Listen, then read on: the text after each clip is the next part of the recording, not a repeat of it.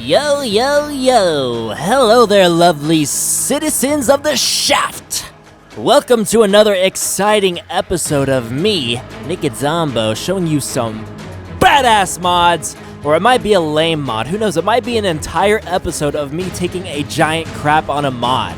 That would be fun actually, maybe I'll do that sometime. But I'm gonna tell you right now that this is not a crappy mod, this is a freaking awesome mod called Monster ARK Hunter Evolved, made by Garuga123. He basically ported in the monsters from Monster Hunter, which is a fantasy-themed role-playing game that started on PlayStation 2, developed and published by Capcom, which is the same company that created ya boy Mega Man, Street Fighter, and Resident Evil, which is interesting to me that they went from that sweet, innocent Mega Man to a gruesome horror game like Resident Evil 7.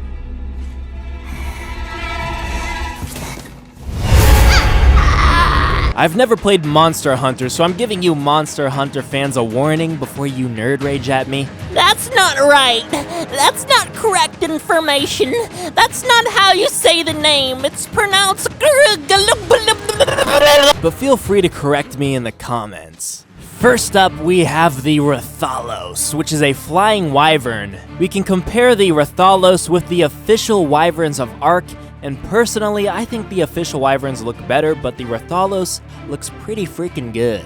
We have a few variants of the Rathalos. We have the Azure Rathalos and the Silver Rathalos. Here's what the Monster Hunter Wiki has to say about the Rathalos. Rathalos is a large bipedal wyvern with a spiny, armored hide covering their body. Their outer shell features much brighter and more vibrant colors than that of their female counterpart, the Rathian.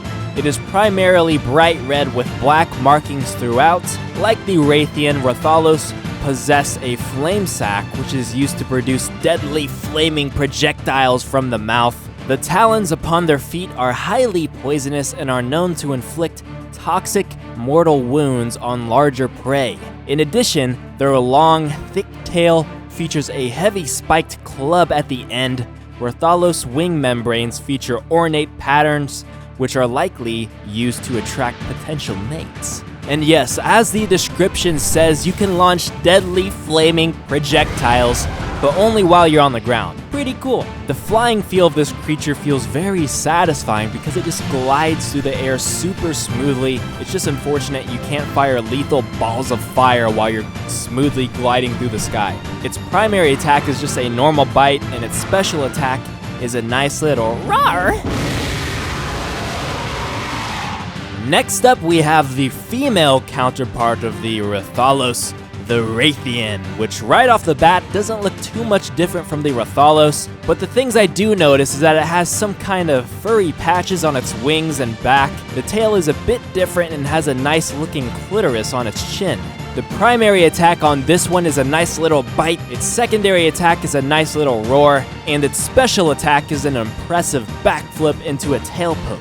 Just like the Rathalos, this wyvern, when on the ground, can fire lethal fireballs from its mouth, but this expels a burst of 3 fireballs instead of 1. Rathian is a medium-sized, true flying wyvern, similar in looks to her male counterpart, Rathalos. Her hide is a dull muted green in contrast to the Rathalos' deep red, and her lower mandible features a long, protruding chin spike. Her upper back and wingtips are covered in a moss-like fur, not seen on the Rathalos, and while her clubbed tail lacks bony spikes, it makes up for this with its ability to poison foes upon contact. Rathian, like her mate, can generate flaming projectiles from her mouth. She is notably more proficient in the use of this weapon, however, as she commonly is seen releasing multiple blasts at once. Her powerful legs allow her to run at high speeds, making her easily capable of chasing down most prey. And we also have a couple different variants with the Rathian. We have the Pink Rathian and the Golden Rathian. Now let's get away from flying dragons. Here we have some kind of UFO flying saucer water creature that looks absolutely terrifying. In the deep, dark ocean, you may think it's just a regular anglerfish with its dangling little light ball, which the anglerfish is terrifying in of itself, but once you get a good look at what you're looking at and realize it's not a little anglerfish, you'll shit yourself and wish it was an anglerfish. The Goble has 2 attacks, 1 vicious primary attack, and a devastating, creepy-looking secondary attack. When these spikes come out of each individual hole on its back, doesn't it give you guys some creepy skin-crawling feeling? It just creeps me out. Kind of gives me that same feeling when I look at one of those trypophobia pictures. Ew, it gives me the heebie-jeebies. Monster Hunter wiki page says, Goble is a uniquely evolved leviathan, reminiscent of angler and pufferfish. Its body is covered in purple scales and a bright bioluminescent lure dangles from its forehead. It possesses a gargantuan mouth filled with equally formidable teeth. Its back features an array of retractable spines, and its tail is tipped with quills which are capable of inflicting paralysis if touched. Goble's massive mouth and throat mean that it can swallow prey almost as large as itself completely whole. Its lure can violently emit blinding flashes of light to disorient prey to make for an easy meal.